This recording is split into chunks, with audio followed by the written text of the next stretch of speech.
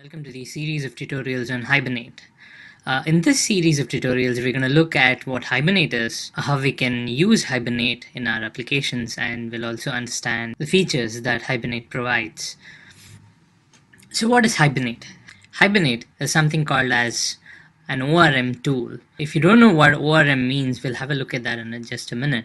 Hibernate is actually much more than an ORM tool. There are a lot of features that have been added to Hibernate over the years. But when it first started, it started as an ORM tool.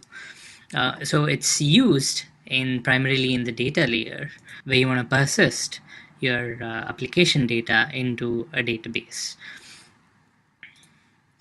Thirdly, it implements JPA. JPA stands for Java Persistence API. This is a set of standards that have been prescribed for any persistence implementation that needs to be met in order to get certified as a Java Persistence API implementation. So what this means is that it follows the rules that have been set in the Java Persistence API specification, so that later if you don't want to use Hibernate, you want to use some other provider which implements the same Java Persistence API, you can do that with minimal code changes. We'll have a look at what these are in more detail in the subsequent tutorials. But first, let's try to understand what an ORM tool is and why it's required. So what is the problem that Hibernate is trying to solve? Let's take an example of a simple class that you have in your application. I have a user class example here. It has 5 fields: the ID, the name, address, phone number, and the date of birth of a user. Now, in a running application, you would have a lot of such objects in the memory. Say I have 5 users in the application. Let's try to simplify it for the example. I have 5 users and the data of 5 users, and my application is actively using that to function. Now, I would have 5 user objects in my memory. Now let's say I want to save these user data. Now how would I do that? I would use a database, and 99% of the time we would be using a relational database because that is the most common database, at least as of today.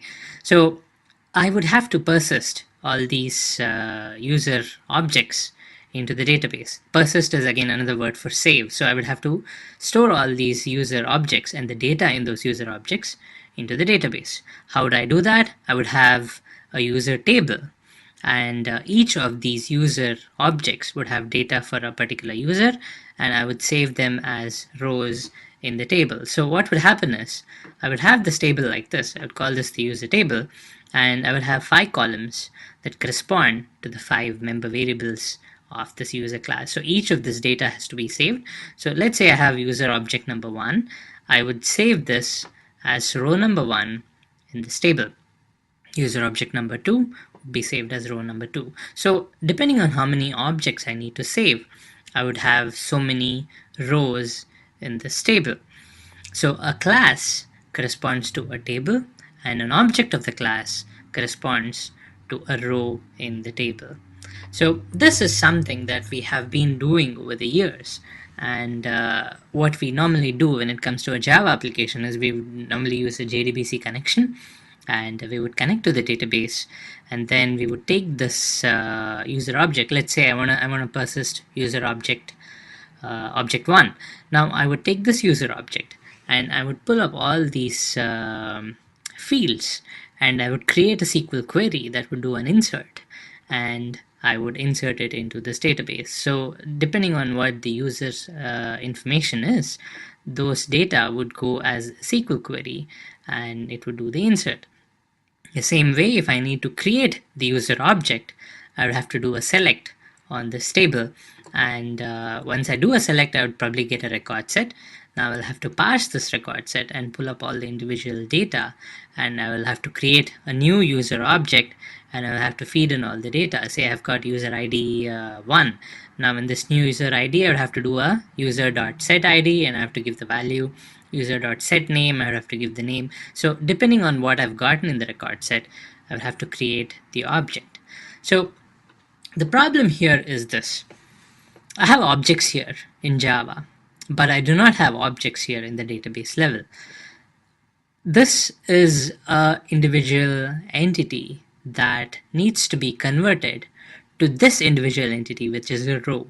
And the way we normally convert it is by using some boilerplate code which takes each of these properties, takes each of the values of the member variables, and maps it to SQL queries. Now, this mapping is what is a pain. I need to convert each object into a SQL query and for saving, and then for retrieving, I'll have to convert a record set into an object, and I need to do this for each and every object. Say I have another class here, there would be another table, and I'll have to do the conversion every time.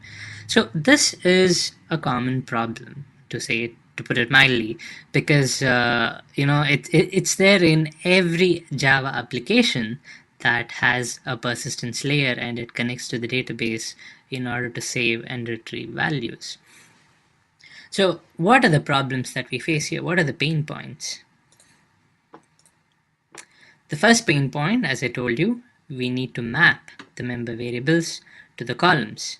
Each and every member variable that we have to persist has to be mapped manually. Of course, you can have a procedure for each of the objects, and you write the code once, but you still have to do it. Now let's say I add a new column or I add a new field in my object.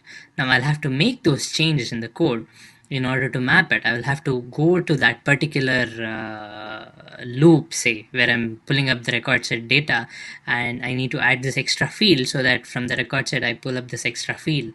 So any changes have to be done ourselves we need to write our own code in order to accommodate those changes. And even otherwise, even if you're not doing any changes, you need to write the code in order to map this. The second pain point, mapping relationships. Now we saw a user object and a user table. Now let's say a user object has a reference to an address object. Now how would it work? We would probably have an address table. In that case, I would have to map the user object to the user table. I have to map the address object to the address table, and if there is a dependency between these two objects, I will have to create a foreign key and then map it to a primary key. So the address table's primary key would be mapped as a foreign key of the user table. So this relationship also has to be taken care of. The third pain point, handling data types. Now let's say I have a boolean in my user object, says active user. Now I want to track whether a particular user is active or inactive. So I can declare a boolean and then I give a value of true or false. Now how do I do that in the database? Most of the databases do not have a boolean data type. It would probably be a char, so that I can save a y or a n, or it might even be an integer where I would say a 0 or a 1, or I could have different data types which have a representation of a true or a false, but they're not really a boolean. Now I will have to handle this data type conversion myself when I'm actually writing the code to save the data or to retrieve the data.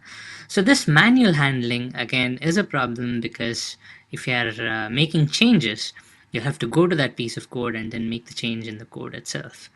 Okay, fourth pain point, managing changes to the object state.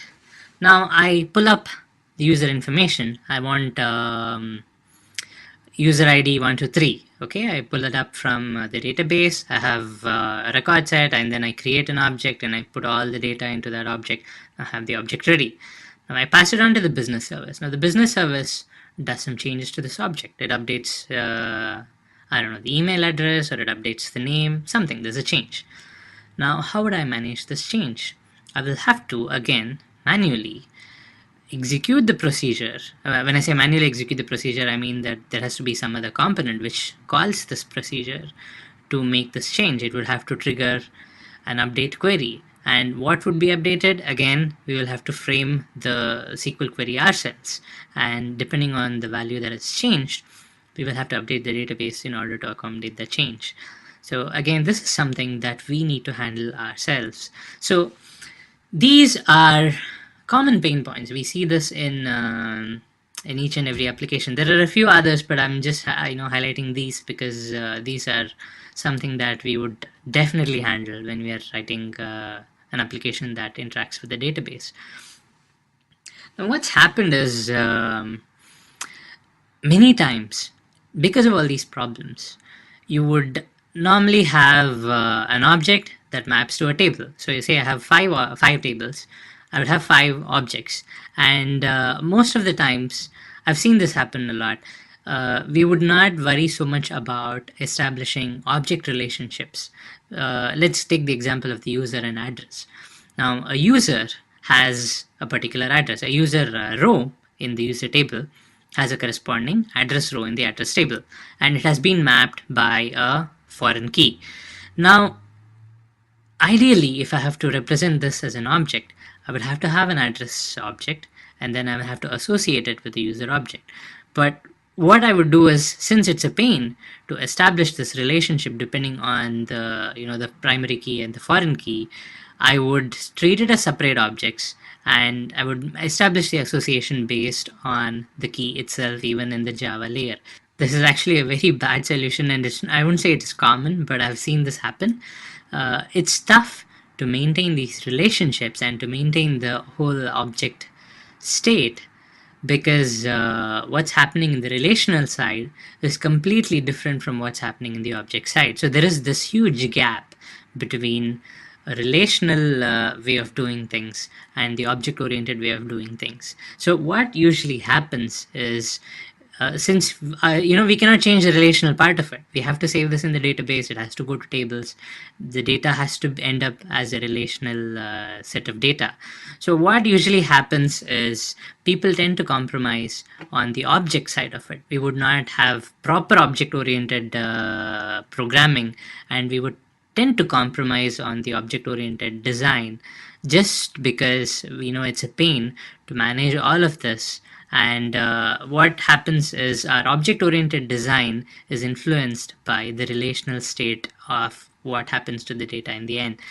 So this is a big problem, and this is something that many people have tried to address over the years, and there have been solutions which handle this elegantly, and we see more and more solutions which provide more and more elegant ways of handling this. And ideally, a solution that addresses this problem will help us map the objects with the relational database. Hence, the name of what the solution is trying to do is called Object Relational Mapping. So this is ORM, and this is the primary reason why Hibernate even came into existence, in order to help the users to map such a thing. And it's a framework which addresses this among other things, and the primary use is to map this gap between objects and relational databases. In our next tutorial, we'll have a look at how we can write a simple Hibernate application which uses this Hibernate framework in order to save a user class into the database. See you in the next tutorial.